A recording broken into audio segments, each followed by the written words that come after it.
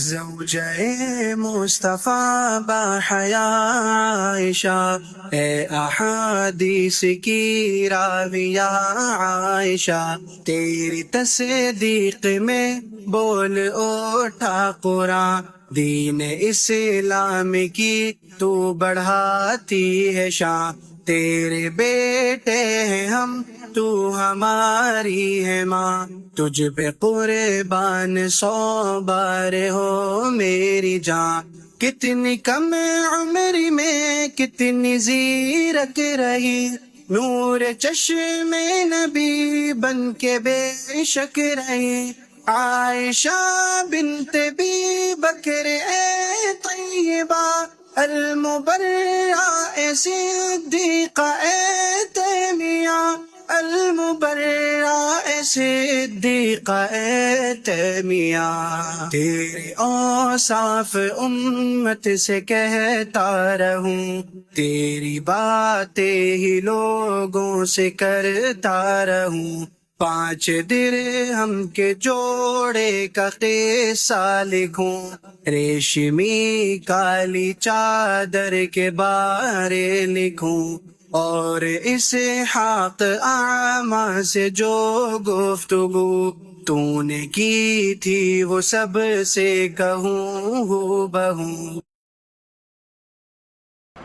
الحمد لله وحده والصلاة والسلام على من لا نبي بعده، أما بعد فأعوذ بالله من الشيطان الرجيم، بسم الله الرحمن الرحيم، وعاشروهن بالمعروف،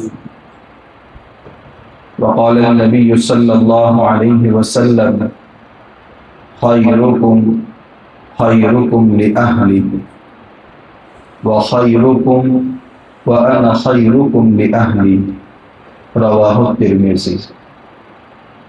وفي رواية أخرى فضل عائشة رضي الله تعالى عنها على النساء كفضل الثريد على سائر الطعام، رواه البخاري۔ وفي رواية أخرى ألا استوصوا بالنساء خيرا فإنكم أخذتموهن بأمان الله، أو كما قال رسول الله صلى الله عليه وسلم۔ قابل احترام بزرگان دین، گزشتہ جمعہ میں اللہ کے نبی صلی اللہ علیہ وسلم سے عشق اور سچی محبت کے نرالے انداز صحابہ کرام کے واقعات کی روشنی میں ہمارے سامنے آئے۔ ایک ہے دعوی محبت اور ایک ہے حقیقت حال۔ کوئی کسی سے محبت کا دعویٰ کرتا ہے اور جب اس کی اطاعت اور پیروی کی بات آتی ہے تب راز کھلتا ہے کہ محبت کا دعویٰ سچا ہے یا دونوں کے درمیان زمین اور آسمان اور رات دن کا فرق ہے۔ انسان مسجد میں آتا ہے تو مسجد میں اپنے آپ کو اچھا بنا کر رکھنا بہت آسان ہے، دوستوں کے درمیان اچھی اچھی باتیں گفتگو کر لینا آسان ہے، اچھا چہرہ بنا کر کے پیش کرنا مسجد میں آسان، دوستوں کے درمیان آسان، اچھوں کے درمیان آسان، وہاں انسان اپنا دوسرا چہرہ چھپا سکتا ہے، لیکن گھریلو زندگی میں، معاشرت میں، دفتر میں، آفس میں، ڈیوٹی کرتے ہوئے، کاروبار کرتے ہوئے، لین دین کرتے ہوئے اپنا اصلی چہرہ وہاں سامنے آ ہی جاتا ہے، کیونکہ گھر میں ہمیشہ رہنا ہے، ہر طرح کے حالات پیش آتے ہیں۔ انسان کتنے اچھے اخلاق کا مالک ہے گھریلو زندگی سے پتہ چلے گا، اس کے معاملات سے پتہ چلے گا، اس کی معاشرت سے پتہ چلے گا۔ اس لیے مسجد میں عبادت سے اندازہ نہیں لگایا جا سکتا کہ یہ حضور کی دین کا کتنا اتباع کرنے والا ہے، اس لیے کسی نے بہت اچھا جملہ کہا ہے، اگر کسی کی دینداری دیکھنی ہو تو اس کی دنیا داری دیکھ لو۔ تو ایک ہے محبت کا دعویٰ کرنا، اور جب اس پر عمل کا وقت آئے تب حقیقت حال کھل جاتی ہے کہ یہ بندہ محبت میں کتنا سچا ہے۔ اللہ کے نبی صلی اللہ علیہ وسلم کی سیرت کا ایک مفہوم جو آج کل ہمارے ذہنوں میں بیٹھا ہوا ہے، وہ ایک عامیانہ مفہوم ہے کہ 12 ربیع الاول کا دن ہو، سیرت کے چھوٹے موٹے پروگرام ہو جائے، چند نعت سن لیں، بچے سیرت پر تقریر کر لیں، ہم بیٹھ کر سن لیں، اب وہ دن چلا گیا، بس سیرت کا حق ادا ہو گیا۔ سیرت کا یہ مفہوم نہیں ہے۔ آپ بچپن سے لے کر 55 تک جو زندگی گزارنے کا مرحلہ ہے، اور جتنے جتنے شعبوں کے ساتھ، ڈپارٹمنٹ کے ساتھ انسان کو سابقہ پڑتا ہے، ان تمام شعبوں میں حضور کے طریقے کو زندہ کرنا اور حضور کے طریقے کے مطابق اس فیلڈ میں کام انجام دینا، یہ سیرت کا اہم سبق ہے۔ جس فیلڈ کو انسان اختیار کرے، اللہ کے نبی صلی اللہ علیہ وسلم کی سیرت کو اس میں زندہ کرے، چاہے بیوی بچوں کے حقوق ہو، ماں باپ کے حقوق ہو، بھائی بہنوں کے حقوق ہو، پوری معاشرت، پڑوسیوں کے ساتھ برتاؤ ہو، دفتر میں ہو، آفس میں ہو، جاب پر ہو، سیٹ بنے ہوئے ہو یا ملازم بنے ہوئے ہو، ہر شعبے میں اللہ کے نبی صلی اللہ علیہ وسلم کی کامل اور مکمل رہبری موجود، اصولی انداز میں۔ طریقے بدلتے رہیں گے مگر اصول نہیں بدلے گا۔ اللہ کے نبی صلی اللہ علیہ وسلم نے فرما دیا، معیشت کا اصول بتایا، من غشنا فلیس منا، جو ہمارے کسٹمر کو دھوکہ دے وہ میری جماعت کا آدمی نہیں ہے۔ یہ اصولی بات ہے۔ اب دھوکہ دینے کی صورتیں بدلتی رہیں گی مگر حضور کا یہ اصول کبھی نہیں بدلے گا۔ وزن کم کر کے دھوکہ دیا جا رہا ہو، کوالٹی کم کر کے اگر دھوکہ دیا جا رہا ہو، جو بھی صورتیں ہوگی وہ اس میں داخل ہو۔ حرام کا تھوڑا حصہ ہو کہ بڑا حصہ ہو، وہ حرام ہی ہو۔ تو ہمیں ہر شعبے میں یہ دیکھنا ہے کہ اللہ کے نبی صلی اللہ علیہ وسلم کا دین کتنا ہماری زندگیوں میں زندہ ہے۔ تو ایک ہے دعویٰ کرنا، یہ بہت آسان ہے۔ بیٹا دعویٰ کر رہا ہے ابا آپ سے بہت محبت ہے، 24 گھنٹہ رت لگا رہا ہے، مگر جب باپ بیمار ہوتا ہے تو دوا لا کر دینے کو بھی تیار نہیں، بڑھاپے میں باپ کا سہارا بننے کو بھی تیار نہیں ہے۔ اب یہ 1000 مرتبہ کہتا رہے ابا آپ سے بہت محبت کرتا ہوں، مگر جب محبت کو عملی جامہ پہنانے کا وقت آئے تو اپنے قول اور پریکٹیکل عمل میں زمین اور آسمان کا فرق ہے۔ ایسا شخص جھوٹی محبت کا دعویٰ کرنے والا تو ہو سکتا ہے، حقیقت میں یہ عاشق رسول نہیں ہو سکتا۔ تمام شعبوں کو، ان میں سے صرف ایک شعبے کا ہم جائزہ لیں، جس کے بارے میں نے قرآن کی آیت بھی آپ کے سامنے پڑھی، سورہ نساء کی بہت مختصر آیت، لیکن کتنی جامع معنی آیت ہے۔ آج ہم سب کو یہ جائزہ لینا ہے کہ اللہ کے نبی صلی اللہ علیہ وسلم کی گھریلو زندگی کیسی تھی، آپ صلی اللہ علیہ وسلم کی معاشرت کیسی تھی، اور میری گھریلو زندگی کیسی، میری معاشرت کیسی ہے۔ قرآن نے فرمایا وَعَاشِرُوهُنَّ بِالْمَعْرُوفِ، اپنی عورتوں کے ساتھ بھلائی کے ساتھ زندگی گزارو، اچھے اخلاق کے ساتھ ان کے ساتھ پیش آؤ، مروت کے ساتھ ان کے ساتھ پیش آؤ۔ کبھی آپ نے فرمایا خیرکم خیرکم لأہلہ، تم میں سب سے بہترین انسان وہ ہیں جو اپنے گھر والوں کے ساتھ اچھا۔ مسجد میں تو کوئی بھی تعریف کر لے گا، لیکن اگر بیوی کہے اللہ نے مجھے اچھا شوہر دیا ہے تو سمجھ لو کہ وہ آدمی اچھے اخلاق والا ہے۔ حضور فرما رہے کس کو؟ خیرکم خیرکم لأہلہ، تم میں سب سے بہترین انسان وہ ہیں جو اپنے گھر والوں کے ساتھ اچھا معاملہ کرنے والا۔ اتنا ہی نہیں فرمایا وَأَنَا خَيْرُكُمْ لِأَهْلِي، اور میں تم میں سب سے بہتر اچھا معاملہ کرنے والا اپنے گھر والوں کے ساتھ میں۔ خود اللہ کے نبی صلی اللہ علیہ وسلم نے فرمایا تم میں سب سے بہتر معاملہ اگر گھر والوں کے ساتھ کسی کا ہے تو وہ میں۔ تو اچھائی کا معیار بھی بتایا۔ حجۃ الوداع کے موقع پر آقا امت کو رخصت کر رہے ہیں، خذوا عنی مناسککم، حج کے ارکان مجھ سے لے لو، بہت ممکن ہے کہ آئندہ اس میدان میں تم سے ملاقات نہ ہو سکے۔ کیسے آپ امت کو رخصت کر رہے؟ کوئی گوشہ ایسا نہیں چھوڑا کہ جس کے تعلق سے حضور نے امت کی رہبری نہ کی۔ آخری وقت تک حجۃ الوداع کا خطبہ پڑھیے، اور تاریخی خطبہ، قیامت تک امت اس کو بھول نہیں سکتی۔ ایک رخصت کرنے والا باپ جب اپنے بیٹے اور بیٹی کو رخصت کرتا ہے اور دنیا چھوڑتا ہے تو کس حالت میں وہ چھوڑ کر جاتا ہے۔ اللہ کے نبی صلی اللہ علیہ وسلم اس امت کے روحانی والد ہیں، آپ اس امت کو کیا کیا وصیتیں کر کے گئے ہیں۔ کیا زبردست جملہ ارشاد فرمایا، الا، کان کھول لو، دل کے کانوں سے سنو، استوصوا بالنساء خیرا، عورتوں کے بارے میں اچھا معاملہ کرنے میں میری وصیت کو قبول کرو۔ تاکیدی وصیت کر کے جا رہا ہو، فَإِنَّكُمْ أَخَذْتُمُوهُنَّ بِأَمَانِ اللَّهِ، نکاح کر کے اللہ کی امانت کو اپنے ماتحت لے کر کے آئے ہو، یہ اللہ کی امانت ہے، اس کے حقوق کا بڑا خیال رکھنا، اس کو ضائع مت کرنا۔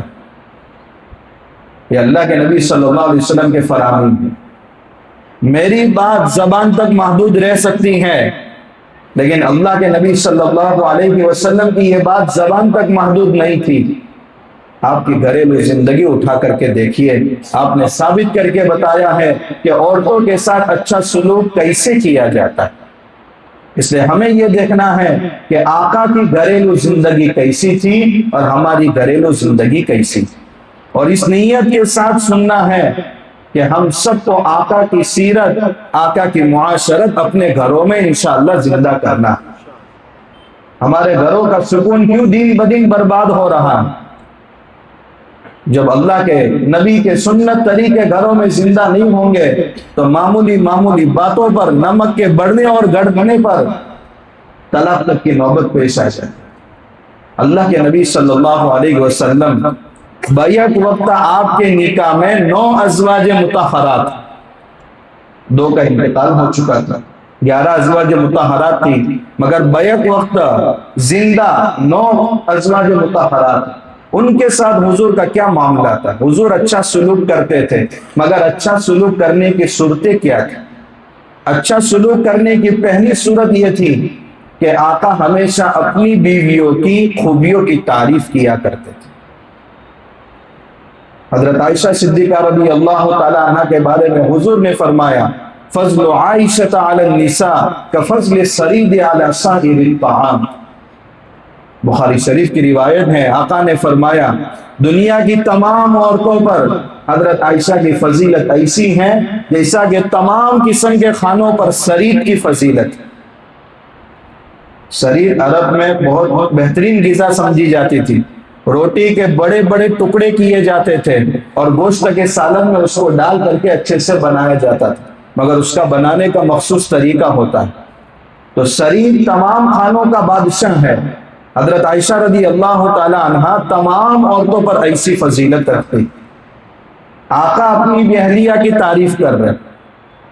حضرت عائشہ صدیقہ رضی اللہ تعالی عنہ فرماتی ہیں، حضرت خدیجۃ الکبریٰ رضی اللہ تعالی عنہ کے دنیا سے پردہ فرما جانے کے بعد سب سے زیادہ حضور حضرت خدیجہ کو یاد کرتے تھے۔ فرماتی کہ میں نے کبھی زندگی میں حضرت خدیجہ کو نہیں دیکھا، کیونکہ آپ صلی اللہ علیہ وسلم ابھی مکہ میں ہیں، 50 سال کی آپ کی عمر ہے، 25 سال آپ کے نکاح میں رہی، اور آپ کی عمر جب 50 سال کی تھی، جس کو آپ نے عام الحسن فرمایا تھا، چچا ابو طالب کا اور حضرت خدیجہ الکبریٰ رضی اللہ تعالیٰ عنہ کا ایک ساتھ ایک سال میں ہی انتقال ہوا، جس کو آپ نے غم کا سال فرمایا۔ گھر کے سارے کاموں سے فارغ کرنے والی ام المؤمنین والمؤمنات حضرت خدیجہ رضی اللہ تعالیٰ عنہ، اور باہر کے کام سنبھالنے والے چچا ابو طالب، دونوں سہارے اٹھ گئے تو حضور نے فرمایا یہ میرے لیے غم کا سال ہے۔ تو حضرت خدیجہ رضی اللہ تعالیٰ عنہ کا تو مکہ میں ہی انتقال ہو گیا تھا۔ حضرت عائشہ فرماتی ہیں میں نے کبھی دیکھا نہیں ان کو، مگر مجھے سب سے زیادہ رشک حضرت خدیجہ پر آتا تھا، اس وجہ سے کہ حضور ہمیشہ ان کو یاد کرتے تھے ان کی وفات کے بعد۔ اس میں سبق ہے، عورت وفادار ہوتی ہے، مرد بے وفا ہوتا ہے۔ عام حالات ایسے ہی ہیں، بیوی کا انتقال ہو جائے، شوہر دوسرا نکاح کر لے تو جس عورت کا انتقال ہوا اس کو بالکل لیا بھول جاتا ہے۔ آقا سبق دے رہے ہیں حضرت خدیجہ کو یاد کر کے۔ اس کے برعکس سے جب شوہر کا انتقال ہو جاتا ہے، عورت بیوگی کی زندگی گزار رہی ہو یا دوسری جگہ نکاح کر لے، وہ اپنے شوہر کو ہر وقت یاد کرتی ہے۔ صدقہ کرنا ہو، ایصال ثواب کرنا ہو، عورت ہمیشہ پہلے شوہر کو یاد رکھتی ہے۔ یا مردوں کو حضور نے سبق دیا اگر عورت کا انتقال ہو جائے تو ہمیشہ اس کو یاد رکھ۔ حضرت عائشہ رضی اللہ تعالیٰ عنہ فرماتی ہیں حضور بکرا ذبح کرتے تھے، گوشت کے ٹکڑے خود کرتے تھے اور حضرت خدیجہ کی سہیلیوں کو گھر بیچتے تھے۔ تو اپنی بیوی کی سہیلیوں کے گھر کا بھی خیال حضور نے رکھا۔ ایک مرتبہ حضرت عائشہ رضی اللہ تعالیٰ عنہ رشک کے غلبے میں آ کر یہ بات بول بیٹھی کہ حضرت خدیجہ کے علاوہ کوئی عورت دنیا میں ہے ہی نہیں، جب بھی دیکھو خدیجہ کا ہی نام لے رہے ہیں۔ تو اللہ کے نبی صلی اللہ علیہ وسلم خوبیوں کی تعریف کرتے تھے۔ کبھی حضور نے فرمایا جس وقت امت نے مجھے جھٹلایا تھا، حضرت خدیجہ ہی سب سے پہلے عورتوں میں میرے اوپر ایمان لائی تھی۔ جس وقت امت نے میری تکذیب کی تھی، سب سے پہلے حضرت خدیجہ الکبریٰ رضی اللہ تعالی عنہا نے میری تصدیق کی تھی۔ جب حضرت عائشہ نے یہ بات کہی تو حضور نے فرمایا انہا کانت وکانت، وہ بڑی خوبیوں کے مالک تھی، میری اولاد تو انہی سے تو ہیں۔ تو حضور نے ان کی خوبیوں کو یاد رکھا۔ آج شوہر کبھی بیوی کی تعریف کرنے کو تیار نہیں۔ 20 سال ہو گئے، 25 سال ہو گئے، کبھی اچھا کھانا بننے پر تعریف نہیں ہوتی۔ ڈاکٹر عبدالحی عارفی رحمت اللہ علیہ کا غالباً واقعہ ہے، حضرت اپنے خاص مرید کے گھر مہمان بن کر کے گئے، دعوت کھانے سے فارغ ہو گئے۔ وہ مرید کی اہلیہ پردے کے پیچھے حضرت کی بات سن رہی ہے۔ حضرت نے فرمایا بھائی آج آپ کے گھر کھانا کھا کر کے بہت خوشی ہوئی، آپ اپنی اہلیہ کو شکریہ بولو۔ اندر سے چیخ کی آواز آئی۔ حضرت بولے کیا بات ہے بھائی؟ وہ عورت نے کہا حضرت آج شکایت کرتی ہوں، گھر میں 20 سال سے کھانا بنا رہی ہوں مگر کبھی یہ جملے مجھے سننے کو نہیں ملی۔ آج آپ کے منہ سے میں نے یہ الفاظ سنے، مجھ سے رہا نہیں گیا اور میری چیخ نکل گئی۔ حضرت نے فرمایا کیا فائدہ ایسے مرید بننے کا کہ گھر میں تمہاری بیوی تمہارے سے پریشان ہے؟ یہ بزرگی نہیں ہے۔ حضور فرما رہے خیرکم خیرکم لأہلی، تم میں سب سے بہترین انسان وہ ہے جو اپنے گھر والوں کے ساتھ اچھا سلوک کرنے والا۔ ہمیں بھی چاہیے اللہ کے نبی صلی اللہ علیہ وسلم کے حسن سلوک کی صورت کو اپنے گھر میں زندہ کرے، ان کی خوبیوں کی تعریف کرے۔ کوئی بھی انسان جب اس کی کوئی تعریف کرتا ہے اس کا دل بھر آتا ہے، وہ خوش ہوتا ہے۔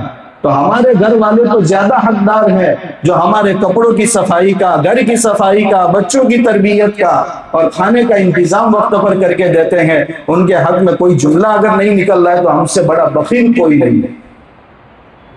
آپ صلی اللہ علیہ وسلم کا حسن سلوک کا دوسرا طریقہ یہ تھا کہ آپ ہمیشہ محبت کا اظہار فرماتے تھے، بے تکلف، کوئی تکلف نہیں فرماتے تھے آپ محبت کا اظہار کرنے میں۔ حضرت عمر ابن عاص رضی اللہ تعالیٰ عنہ نے حضور سے پوچھا یا رسول اللہ آپ کو سب سے زیادہ محبت کس سے ہے؟ فرمایا عائشہ سے۔ بے تکلف آپ فرماتے ایک مرتبہ حضرت عائشہ رضی اللہ تعالیٰ عنہ نے پوچھا یا رسول اللہ مجھ سے محبت کیسی ہے بتائے، تو حضور نے فرمایا رسی میں جیسی گرہ ہوتی ہے، رسی کی گرہ مضبوط ہوتی ہے، ایسی محبت آپ سے۔ تو آپ بے تکلف اپنی بیویوں سے محبت کا اظہار کرتے تھے۔ کبھی آپ کے محبت کا اظہار کا انداز یہ ہوتا تھا، حضرت عائشہ صدیقہ رضی اللہ تعالیٰ عنہ کو فرماتے تھے اس برتن میں سے کھانا کھاؤ یا مشروب پیو، قسم دے کر کے پلاتے تھے، اور پھر بچا ہوا مجھے واپس کرو۔ جہاں حضرت عائشہ رضی اللہ تعالیٰ عنہ نے اپنا منہ لگا کر کے پیا ہے، حضور برتن کے اسی جگہ سے اس مشروب کو نوش فرماتے تھے۔ کبھی ہڈی والا گوشت آدھا حضرت عائشہ رضی اللہ تعالیٰ عنہ نے کھایا ہے تو حضور بچے ہوئے گوشت کو اسی جگہ سے کھاتے تھے۔ یہ ہے محبت کا اظہار۔ حیرت ہوتی ہے کہ آپ صلی اللہ علیہ وسلم پر امت کی ذمہ داری ہے، صحابہ کی تربیت کی ذمہ داری ہے، وحی کا سلسلہ جاری ہے، دشمنوں سے مقابلہ ہے، اس کے باوجود آپ کا اپنے گھر والوں کے ساتھ تعلق اور حسن سلوک کیسا ہے؟ آج انسان یہ سمجھتا ہے کاروبار میں ایسا مشغول ہو کہ گھر والوں کے ساتھ ایسے اخلاق سے پیش آنے کی فرصت نہیں۔ حضور سے زیادہ غم زدگی والی زندگی اور کوئی نہیں گزار رہا۔ 23 سالہ نبوت کی ذمہ داری ملنے کے بعد کوئی لمحہ ایسا نہیں ہے کہ آپ سکون سے رہے ہو، ہمیشہ فکر مند رہتے تھے۔ ان فکروں کے بعد، ان ذمہ داریوں کے بعد آپ کا اپنے گھر والوں کے ساتھ سلوک کیسا ہے؟ آج بہت سارے دین کا کام کرنے والے شکایات ایسی موصول ہو رہی ہے کہ گھر میں وقت دینے کو تیار نہیں۔ سب سے زیادہ حقوق کے حقدار اپنے گھر والے۔ اللہ کے نبی صلی اللہ علیہ وسلم کے حسن سلوک کا یہ دوسرا طریقہ محبت کا اظہار کرنا۔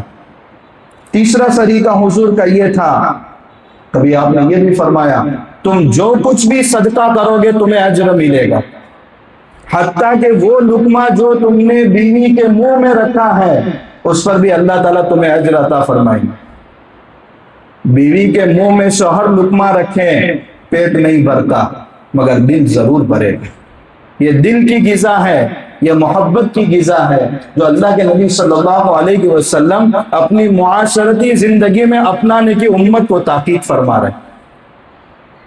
حسن سلوک کا ایک طریقہ، آپ اپنی بیویوں کی عمروں کا بھی لحاظ کرتے تھے، ان کی مجبوریوں کا بھی لحاظ کرتے تھے۔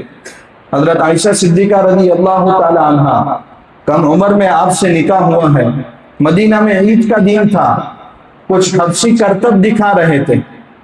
حضرت عائشہ رضی اللہ تعالی عنہ کو وہ کرتب بہت پسند آیا، دیکھنے کے لیے کھڑی ہو گئی، تو اللہ کے نبی صلی اللہ علیہ وسلم ان کے پاس جا کر کے کھڑے ہو گئے۔ حضرت عائشہ رضی اللہ تعالیٰ عنہ حضور کے کندھے پر ایک لگا کر کے کرتب دیکھ رہے، اور جب تک تھک نہیں رہی تب تک حضور وہاں سے ہٹے نہیں۔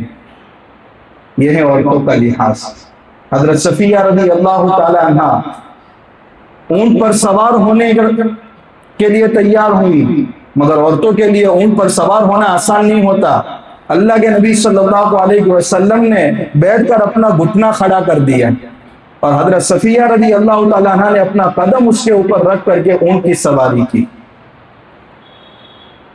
ایسی خدمت سے تو ہم جی چراتے ہیں۔ یہ اللہ کے نبی صلی اللہ علیہ وسلم کا لحاظ ہے اپنی بیویوں کے ساتھ۔ ایک مرتبہ سفر میں امہات المؤمنین جن سواریوں پر سوار تھی، ان سواریوں کو ہانکنے والے تھے حضرت انجشہ، نظم پڑھ رہے تھے، سواریاں تیز دوڑ رہی تھی۔ حضور نے فرمایا اے انجشہ، آہستہ آہستہ، ان سواریوں پر شیشے کے آپ گینے ہیں، کہیں وہ ٹوٹ نہ جائے۔ یعنی عورتوں کے بارے میں حضور کا اتنا خیال ہے کہ سواریوں کو تیز مت دوڑاؤ، کہیں میری بیویوں کو تکلیف نہ پہنچ جائے۔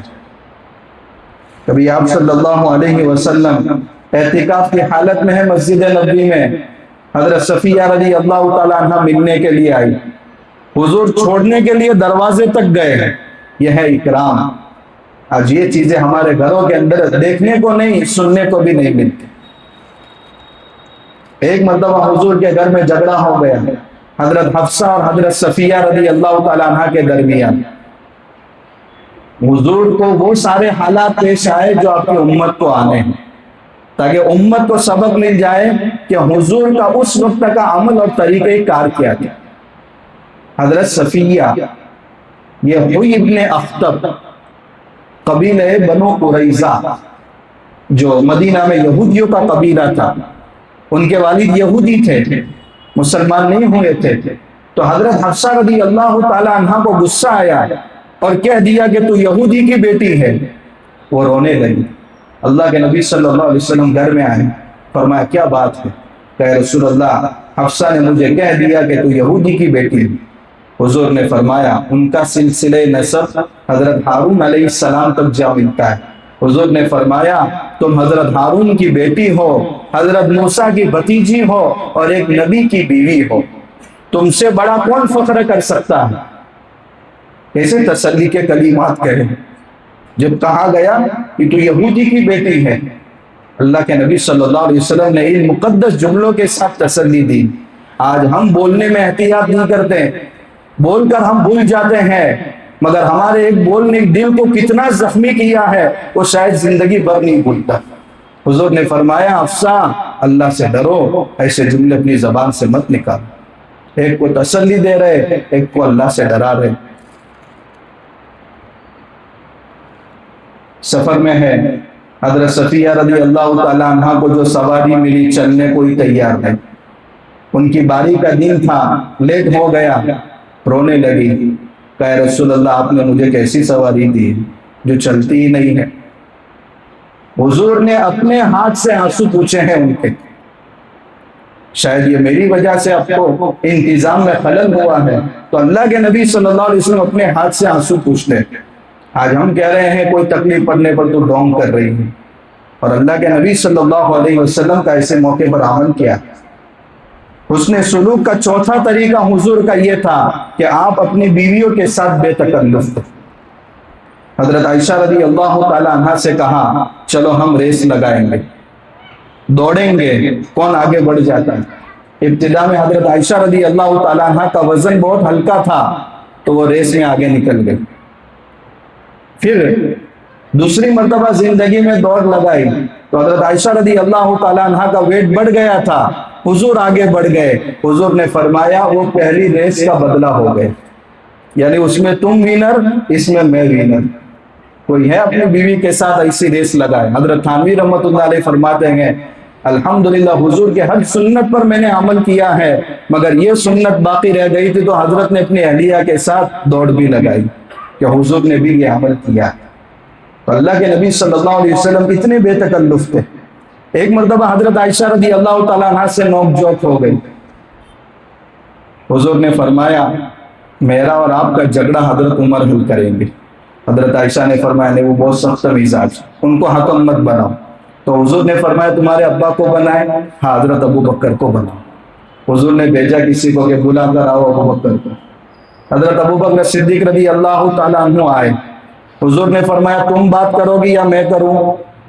تو حضرت عائشہ نے فرمایا بات آپ ہی کریں مگر سچ سچ بتانا، جو ہوا وہ بتانا۔ یہاں امت اور نبی کا تعلق نہیں ہے، یہاں شوہر اور بیوی کا تعلق۔ تو حضرت عائشہ رضی اللہ تعالیٰ عنہ جب یہ کہہ رہی ہیں بات آپ کریں مگر سچ سچ بتانا، حضرت ابو بکر صدیق رضی اللہ تعالیٰ عنہ کو غصہ آ گیا، ناک پر تماچا مارا۔ تو حضرت عائشہ رضی اللہ تعالیٰ عنہ دوڑ کر حضور کے پیٹ پیچھے چھپ گئے اور حضور نے ہاتھ پھیلایا اور فرمایا ابو بکر اس کے لیے آپ کو نہیں بلایا۔ حضرت ابو بکر صدیق رضی اللہ تعالیٰ عنہ چونکہ کبھی انسان کا غصہ کنٹرول نہیں ہوتا، باہر چلے گئے۔ اب حضور بلا رہے حضرت عائشہ رضی اللہ تعالیٰ عنہ کو قریب، آؤ صلح کرے۔ فرمایا نہیں میں دور جاتا۔ تو حضور نے فرمایا ابھی جب مار پڑ رہی تھی تو قریب آگے چھپ رہے تھے، اور جب ابا گھر سے باہر گئے تو اب دور بھاگ رہے ہیں۔ تھوڑی دیر کے بعد حضرت ابو بکر صدیق رضی اللہ تعالیٰ عنہ آئے، دیکھا کہ دونوں مسکرا رہے ہیں، تو کیا جملہ ارشاد فرمایا آقا اختلاف میں مجھے آپ نے شریک کیا، آپ کی خوشیوں میں بھی مجھے شریک فرما دیجیے۔ یعنی تھوڑی دیر پہلے آپ نے جھگڑا تھا اور آپ نے مجھے بلایا، میں نے اپنی آنکھوں سے جھگڑا دیکھا، تو آپ کے سکون کو بھی میں دیکھنا چاہتا ہوں اور اس میں بھی مجھے شریک فرما دیجیے۔ تو برتن بجتے ہیں لیکن اللہ کے نبی صلی اللہ علیہ وسلم نے کوئی گوشہ ایسا نہیں چھوڑا کہ جس میں امت کی رہبری نہ کی۔ پانچواں حسن سلوک کا طریقہ یہ تھا کہ آپ نے عورتوں کو، اپنی بیویوں کو روٹھنے کا بھی حق دیا تھا، ناز برداری کا بھی حق دیا تھا۔ عورت کی فطرت ہے روٹھ جانا، اور شوہر کا کام ہے منانا۔ اللہ کے نبی صلی اللہ علیہ وسلم کی زندگی میں یہ واقعات پیش آئے ہیں، اس لیے حضور نے فرمایا عورت ٹیڑھی پسلی سے پیدا ہوئی ہے۔ ٹیڑھی پسلی سے پیدا ہونے کا مطلب یہ ہے کہ پسلی ٹیڑھی ہو، یہی اس کی خوبصورتی ہے۔ اگر اس پسلی کو آپ سیدھا کرنے جاؤ گے تو وہ سیدھے نہیں ہوگی بلکہ ٹوٹ جائے گا۔ تو عورت کی فطرت میں ہے روٹھ جانا۔ اللہ کے نبی صلی اللہ علیہ وسلم نے پورا حق دیا، عورت کو سوال کرنے کا بھی حق دیا۔ حضرت عمر رضی اللہ تعالیٰ عنہ کا جھگڑا ہو گیا اپنی اہلیہ کے ساتھ۔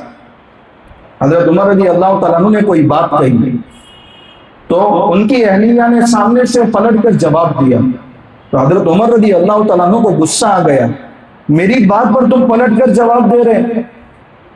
تو فرمایا اللہ کے نبی صلی اللہ علیہ وسلم کی بیویاں بھی حضور کو پلٹ کر جواب دیتی ہیں اور وہ بھی ناراض ہو جاتی ہیں، کبھی رات تک گفتگو نہیں ہوتی، تو آپ تو آقا سے بڑے نہیں ہیں۔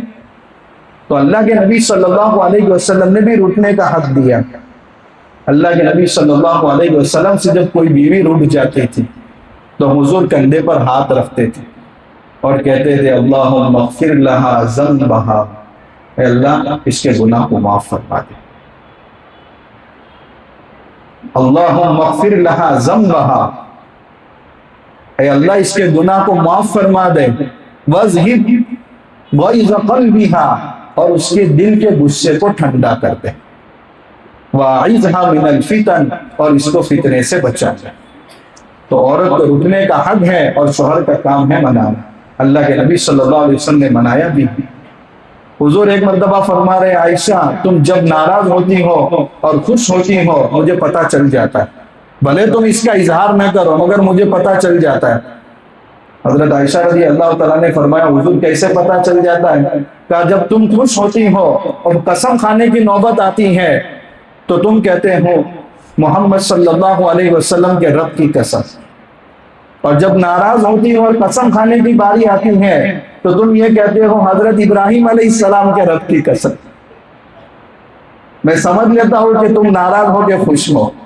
حضرت عائشہ رضی اللہ تعالیٰ عنہ نے فرمایا رسول اللہ اس وقت نام اگرچہ زبان پر حضرت ابراہیم کا ہوتا ہے مگر دل آپ کی محبت سے بھرا ہوا ہوتا ہے، وہ صرف زبانی معاملہ ہوتا ہے، دل میں آپ کی محبت ہمیشہ کے لیے۔ تو اللہ کے نبی صلی اللہ علیہ وسلم نے عورتوں کا روٹنا بھی برداشت کیا۔ کبھی اللہ کے نبی صلی اللہ علیہ وسلم گھر میں آئے، حضرت عائشہ رضی اللہ تعالیٰ عنہ کی باری ہے، حضرت سودا رضی اللہ تعالیٰ عنہ بھی بیٹھی ہیں، اور حضور اس انداز سے دونوں کے درمیان بیٹھے ہیں کہ ایک پیر آپ کا ان کی گود میں ہے، ایک پیر ان کی گود میں۔ حضرت عائشہ رضی اللہ تعالیٰ عنہ حریرہ بنا کر لائی اور حضرت صفیہ رضی اللہ، حضرت سودا رضی اللہ تعالیٰ عنہ سے کہا آپ کھائیں، مگر چونکہ سوکن ہوتی ہیں تم نے کیوں بنایا، میں نہیں کھا سکتی۔ تو حضرت عائشہ رضی اللہ تعالیٰ نے فرمایا کھانا ہے یا منہ پر مل دوں؟ انکار کیا، تھوڑا سا حریرہ لے کر منہ پر مل دیا، تو حضور نے ان کی گود سے پیر ہٹا دیا اور حضرت عائشہ رضی اللہ تعالیٰ عنہ کو مضبوطی سے پکڑ دیا، تو حضرت سودا نے بھی حریرہ لے کر کے حضرت عائشہ کے منہ پر مل دیا، اور اللہ کے نبی صلی اللہ علیہ وسلم بیٹھ کر کے مسکرا رہے، بدلہ ہو گئے۔ تو اللہ کے نبی صلی اللہ علیہ وسلم نے بھی معاشرت گزاری ہے، اپنی گھریلو زندگی گزاری ہے، اور آپ اپنی امت کے لیے آئیڈیل ہیں۔ اس لیے ہمیں چاہیے، بہت سارے شعبے ہیں، کاروبار میں حضور کی سیرت کو کیسے زندہ کرے، ماں باپ کے ساتھ حسن سلوک میں حضور کی سیرت کو کیسے زندہ کرے، اگر مالک ہے مینیجر ہے تو حضور کی صورت کو زندہ کیسے کرے، اگر بادشاہ ہے تو رعایا کے ساتھ کیسے پیش آئے، اور رعایا ہے تو بادشاہ کے ساتھ کیسے پیش آئے، سارے اسباق سیرت کے اندر موجود ہیں۔ اللہ کے نبی صلی اللہ علیہ وسلم نے کاروبار کیا، ملک شام کا سفر آپ کا 25 سال کی عمر میں دوسری مرتبہ ہو رہا ہے، حضرت خدیجۃ الکبریٰ رضی اللہ تعالیٰ عنہ کے مال کو لے کر کے جا رہے ہیں، ساتھ میں غلام میسرہ بھی ساتھ میں ہے. آپ کی صداقت کو، دیانت کو، امانت داری کو دیکھا تو آ کر کے سارے احوال حضرت خدیجہ کو بتائے. حضرت خدیجہ وہ نیک پارسا خاتون تھی، معزز خاتون تھی کہ مکہ کے بڑے بڑے سرداروں کے نکاح کے پیغام آئے ہیں، مگر حضرت خدیجہ رضی اللہ تعالیٰ عنہ نے حضور کی تجارت میں امانت اور صداقت کو دیکھتے ہوئے خود پیغام بھیجا. بہت سی مرتبہ انسان کم نفع کو دیکھتا ہے تو پھر اس کو 2 نمبر میں مبتلا ہونے کی خواہش بڑھ جاتے. جائے کہ اس وقت امانت کو ہاتھ سے نہ چھوڑا جائے، اللہ تبارک و تعالیٰ برکت کے کتنے راستے کھول دیتے. اس لیے ہمیں چاہیے کہ ہر شعبے میں اللہ کے نبی صلی اللہ علیہ وسلم کی سیرت کو زندہ کرے. اور جو آپ نے الوداعی خطبے میں امت کو وصیت فرمائی ہے، الا استوصوا بالنساء خیرا، اے لوگوں اپنی عورتوں کے ساتھ اچھا سلوک کرنے میں میری وصیت کو قبول کرو. فَإِنَّكُمْ أَخَذْتُمُوهُنَّ بِأَمَانِ اللَّهِ، تم ایک اللہ کی امانت بنا کر کے ان کو اپنے نکاح میں لائے ہو، قیامت کے دن ان کے اوپر ظلم کا حساب دینا ہوگا. اس لیے ہمیں چاہیے کہ اپنی عورتوں کی فکر کریں، اور یہ فکر صرف ظاہری اخلاق تک نہ ہو بلکہ ان کی دینداری کی فکر کرنا یہ بھی ہماری ذمہ داری ہے. مسجدوں میں دین کی باتیں ہم سنتے ہیں، عورتیں محروم ہیں، ان کی دینی تربیت کی فکر کرنا یہ ہماری ذمہ داری. ہفتہ واری اجتماع ہوتا ہے مستورات کا، ہم پوری فکر کے ساتھ ان کو جہاں جہاں محلے میں، جہاں کہیں اپنے محلے میں اجتماع ہوتا ہے ان کو بھیجے. اگر ہم کو قرآن کا کچھ حصہ زبانی یاد ہے، اپنے گھر کے مستورات کا بھی سنیں، ان کی نماز کو بھی دیکھیں کہ کیا وہ نماز بھی صحیح پڑھ رہی ہے. حضرت مولانا اسماعیل صاحب گودرہ دامت برکاتہم فرماتے ہیں 50 سال خدمت کرتے گزر جاتے ہیں، عورت پوری وفاداری کے ساتھ شوہر کی خدمت کر رہی ہے، مگر یہ شوہر کبھی یہ پوچھنے کو تیار نہیں ہے کہ تمہاری نماز بھی درست ہے کہ نہیں، میں نے سورہ فاتحہ درست کر لی ہے، لاؤ ایک بار تم مجھے سورہ فاتحہ سنا دو. اس لیے ان کی پوری دنیا کی بھی اور آخرت کی بھی فکر کرنا، بلکہ آخرت کی فکر سب سے زیادہ مقدم. اگر بچی غلط راستے پر جا رہی ہے، بے پردگی زندگیوں کے اندر آ رہی ہے، تو ان کو محبت کے ساتھ سمجھانا، دینی ماحول ان کو فراہم کرنا، یہ ہم سب کی ذمہ داری. اللہ تبارک و تعالیٰ سے دعا ہے کہ اللہ تبارک و تعالیٰ شوہروں پر عورتوں کے تعلق سے جو حقوق عائد فرمائے ہیں ان سب کو ہمیں ادا کرنے کی توفیق عطا فرمائے. ان میں جو کمیاں آج تک ہوئی اللہ معاف فرمائے، اور آئندہ کے تعلق سے اس بارے میں ہم سب کو فکر مند ہونے کی توفیق عطا فرمائے. وآخر دعوانا الحمدللہ رب العالمین. جن حضرات کی سنت باقی ہو ادا فرمائے.